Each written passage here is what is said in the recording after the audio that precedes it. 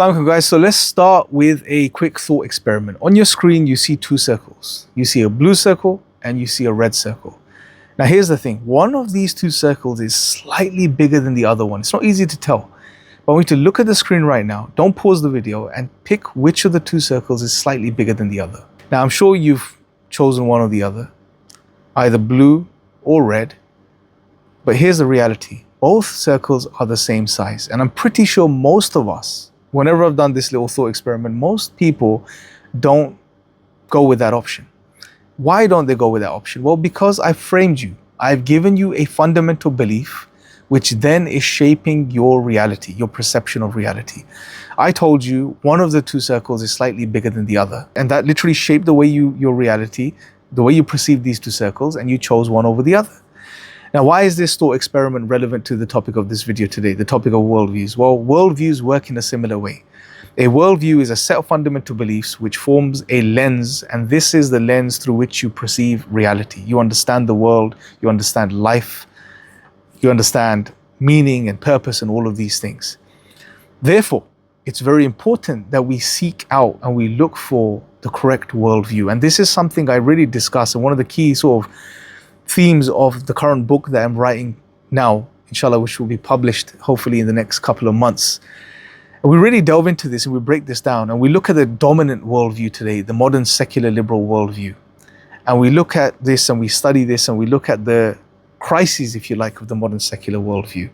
Sure, it's given us some brilliant things as far as science and technology is concerned. However, it's really fallen short when it comes to the bigger existential questions of life, the things that really matter to human beings. Who am I? Where have I come from? Where am I going? What is the ultimate meaning of life? What is the ultimate source of objective moral values and duties, etc.? So in the book, we cover 5 main crises of the modern secular worldview: the crisis of meaning, the crisis of morality, the crisis of identity, the crisis of knowledge, and the crisis of mind. And what I highlight, what I suggest is that a worldview, a comprehensive worldview, should address all of these areas because they are so fundamental to our existence on an individual level and on a societal level and on a civilizationary, if you like, if that's such a word, level. And the modern secular worldview simply is not adequate in this regard. It fails. And the fundamental reason it fails is because God is not a central aspect, doesn't play a central role in the modern secular worldview. And without God, you cannot make sense of ultimate meaning. You cannot make sense of objective morality. You cannot make sense of true identity. Who are we? That answer is not going to come from us. It's going to come from the one that made us, who created us. And if you believe we weren't created and we are just a cosmic accident, well, there are no answers. Without God, knowledge becomes restricted. And if you look at the modern secular worldview, we have restricted our epistemology. You know, the dominant epistemology is empiricism and to some degree rationalism. And all other routes to knowledge are sidelined and rejected or dismissed, which is problematic because it gives us a limited picture of reality and not the whole. The crisis of mind. This particular worldview has led to, you know, what some academics refer to as the anxious age. And I addressed this in my previous video. So the modern secular liberal worldview fails on these fronts and these fundamental fronts, whereas Islam as a worldview addresses all of these comprehensively, and the book goes into this and discusses this in a lot of detail. But the point being that your worldview shapes the way you perceive and understand reality and how you live and how you behave and how you feel to an extreme extent. And therefore, it's important that we have the correct worldview. And we argue in the book that, you know, why Islam is the most comprehensive worldview and the most fitting worldview for an intelligent thinking human being. But that being said, what I wanted to get across to you, brothers and sisters, today, and everyone watching this video, is that even as Muslims, and I'm speaking to the Muslims right now, you have to be very careful. We may think that we're Muslim and therefore we are safe and we're good, but what we fail to realize is the dominant worldview has an impact on us, the way we perceive and understand reality. Many times I've spoken to Muslims who are having issues. They read something in the Quran and they're like, no, this doesn't make sense to me. I don't accept this. And what's going on here? The issue is an issue of worldviews. They are adopting certain principles and ideas from the modern secular perspective, and they are bringing it into their Islam. This whole idea of, I don't agree with this doesn't make sense to me, is an idea that's quite dominant within our secular world, which is that the human intellect has the ability to attain all truth. It's the ultimate source, so if something doesn't make sense to you, you reject it. And you make yourself the ultimate authority. You play God, essentially. And that's something that the modern secular worldview from the Enlightenment onwards has really pushed, even though it's not been direct. But this whole notion of you replace God, you are the surrogate, essentially. God is sidelined. You now create your own destiny and your own reality and your own world and all of these types of things. So you're essentially playing the divine. And this is problematic because now the human intellect becomes the ultimate source of knowing. And you bring that to the Quran, and you're going to read something you don't understand, doesn't make sense to you, and you reject it based on your intellect and your understanding and your limited perspective. And this is something we don't even acknowledge these days, that we are limited, our intellects are limited, our knowledge is limited. Whereas if you were to approach the Quran with the correct understanding and the correct worldview, the Islamic perspective, then you realize that Allah is the ultimate authority. He is the all-knowing, the all-wise, the one that wants best for me. And therefore, whatever He's given me in the Quran is guidance.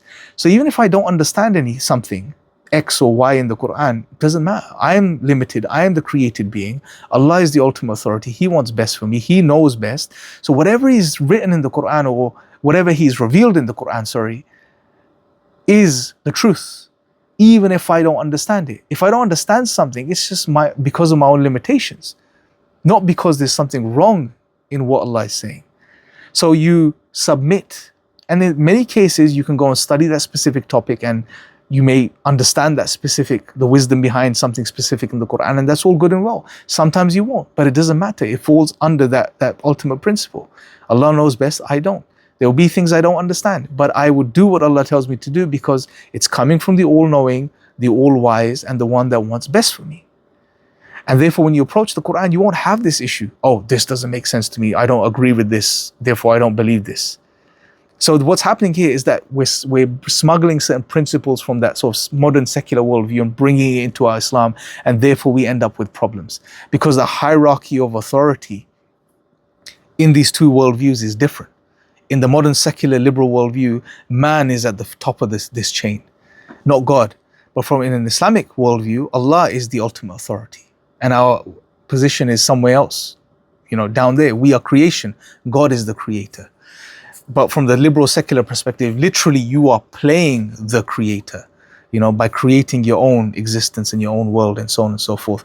So it's very important to ensure that our worldview is sound. And in the Quran, Allah gives us many principles, to help us develop the correct worldview, and it's very powerful. Even in Al-Baqarah, I'll give you one quick example and then we'll conclude. In the very beginning of the Quran, Allah outlines, that indeed, this is that book in which there is absolutely no doubt, and it's a guidance for people of taqwa, right? So there's no doubt in the Quran, Allah is telling us. And it's a guidance for people specifically of taqwa. What does taqwa mean? People that are conscious of God. And Allah tells us who these people are. He gives us certain characteristics and traits of these people. And when you listen to the following verses, what you also realize is that here Allah is helping us develop the correct worldview, the correct understanding. Allah tells us the people of taqwa are those who believe in the unseen. Right? Think about this. Here Allah is developing our worldview. We have the seen world, and then there's this whole unseen, which is far more vast and greater than what's in front of our eyes. But the secular, modern, liberal worldview tells us all there exists is the material, the seen, what our sensory organs can pick up on. Allah is telling us, no, the people of taqwa are those who believe, that acknowledge that there is a reality beyond this reality. And then those who connect with that reality. Allah, the ultimate authority, the fundamental aspect of the unseen that we need to recognize is the creator of the heavens and the earth. And Allah says that these people of taqwa are those who recognize that there is an unseen, they recognize the creator, and then they connect with their creator through the salah. Those who establish the salah, Allah tells us in Al-Baqarah, I believe in the 3rd verse, if I'm not mistaken. And those who spend from what Allah has given them. So they first recognize the unseen, they recognize the creator, they connect with their creator, and they spend from what God has given them in this material world. And by spending from what we've been given, it's almost like a type of reframing for us, because it keeps the material seen world within perspective. We don't lose ourselves in it. You give away some of what God has given you, so you remain balanced. And just by these three things, and this is just one aspect of the Quran developing a coherent worldview for us, we can see how Allah shapes the way we perceive reality.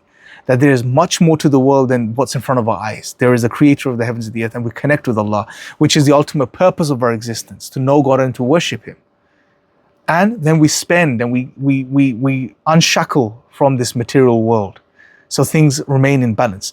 But from the secular perspective, secular worldview, this world is all there is. It's all material. God doesn't exist, and if He does, it's just something you do privately, just some spiritual practices.